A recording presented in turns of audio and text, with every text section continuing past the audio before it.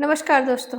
आज हम बात करेंगे स्ट्रेस और एंजाइटी के बारे में और कुछ टिप्स एंड ट्रिप्स इन्हें मैनेज करने के लिए। हम अक्सर स्ट्रेस, एंजाइटी और वरी को इंटरचेंजेबली इस्तेमाल करते हैं और हमें लगता है कि ये सब एक सी हैं। जैसे मेरा एग्ज़ाम होने वाला है, उसकी वजह से मुझे बहुत ज़्यादा स्ट्रेस है। मेरा इंटरव्यू है कल और मुझे पेट में दर्द हो रहा है।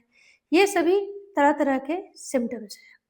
तो आज के वीडियो में हम बात करेंगे स्ट्रेस क्या होती है, वरी या चिंता क्या होती है और एंजाइटी क्या है। इन सब में डिफरेंस पता होना क्यों ज़रूरी है। तो चलिए शुरुआत करते हैं वरी से। वरी यानी चिंता। ये एक मेंटल प्रोसेस है। ब्रेन का वो पार्ट जो प्लानिंग के लिए होता है वो इसके लिए रिस्पॉन्सिबल है। ये प्लानिंग करता है कि अगर ये सिचुएशन हो गई तो हम ऐसे एक्ट करेंगे, या कुछ और हो गया तो हम उसका कोई और काउंटर एक्ट करेंगे।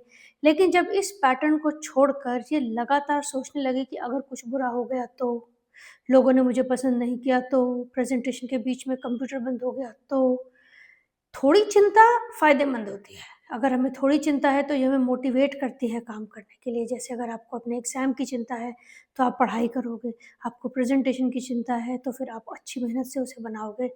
लेकिन जब ये बार-बार, बार-बार वही सोच गोल-गोल हमारे दिमाग में घूमने लगती है, हमारा दिमाग उससे थकने लगता है। और ये ओवरथिंकिंग इवेंचुअली डिप्रेशन और एंजाइटी का रूप ले लेती है। तो अब बात करते हैं स्ट्रेस के बारे में। स्ट्रेस एक मेंटल से ज़्यादा फिजिकल रिस्पॉन्स है। ये हमारे शरीर का रिस्पॉन्स है किसी भी थ्रेट के लिए, चाहे वो रियल हो या परसीव्ड।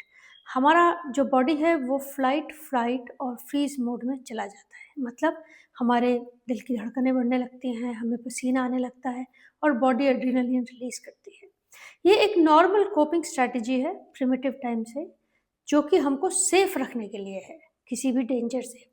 आज के ज़माने का डेंजर है, आपके घर में लगातार कलह रहती है, रिलेशनशिप्स ठीक काम नहीं कर रहे हैं, जॉब सेटिस्फैक्शन नहीं है, पैसे की प्रॉब्लम है।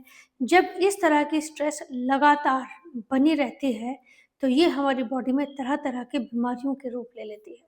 Blood pressure, heart disease, digestive problems, और अगर प्रोलॉन्ग स्ट्रेस हो तो कई किस्म की और सीरियस बीमारियां भी इसमें हो जाती हैं। तो स्ट्रेस हुआ बॉडी का फिजिकल रिस्पॉन्स। जैसा कि हमने स्ट्रेस के बारे में बात की थी, स्ट्रेस की इंटरेस्टिंग बात यह है कि जब थ्रेट चला जाता है तो स्ट्रेस के सिम्टम भी धीरे धीरे चले जाते हैं। लेकिन एंजाइटी में ऐसा नहीं है। एंजाइटी है क्या? एंजाइटी इस वरी और स्ट्रेस का कॉम्बिनेशन है। इसका मतलब दिमाग तो हमारा ओवरथिंकिंग कर रहा है और बॉडी हमारी कंसिस्टेंट रिस्पॉन्स दे रही है। मतलब हमारी धड़कनें भी बढ़ी हुई हैं, हमें बेचैनी भी हो रही है, हमें नींद भी नहीं आती, हमारे मसल्स भी स्टिफ हैं और हम कॉन्स्टेंटली इसमें रहते हैं लंबे समय तक। इवेंचुअली क्या होता है कि जब वो सिचुएशन, जो टफ सिचुएशन है, वो चली जाती है, उसके बाद भी एंजाइटी के सिम्टम्स परसिस्ट करते हैं। तो इसका मतलब ये हुआ कि हम बिना मतलब ही घबराते रहते हैं और हमें लगातार हमेशा ये लगा रहता है कि कहीं कुछ गड़बड़ ना हो जाए। ये है एंजाइटी। जैसा मैंने पहले कहा था कि ये बहुत ज़रूरी है कि हम इन तीनों में फ़र्क समझें, क्योंकि जब हम इन तीनों में फ़र्क समझ पाएँगे तभी हम इन्हें मैनेज कर पाएँगे। अगर हम उस थॉट को आइडेंटिफ़ाई कर लें कि जो मैं महसूस कर रहा हूँ, क्या वो मेंटल है? क्या वो सोच है? क्या वो वरी है?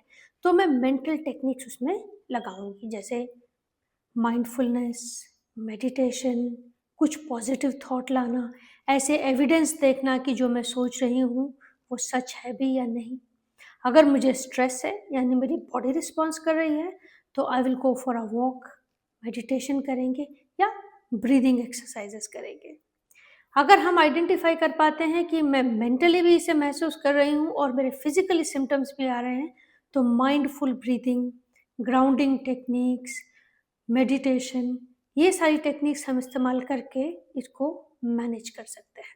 So as we are closing this segment, so it's very important to understand कि मुझे स्ट्रेस है या वरी है या एंजाइटी है। जस्ट टू रिपीट, अगर आपको वरी है it is a mental reaction, अगर आपको स्ट्रेस है it is a physical body reaction, और अगर आपको एंजाइटी है it is the combination of the two, and you have now few techniques which you can use anytime, anywhere. Thank you very much.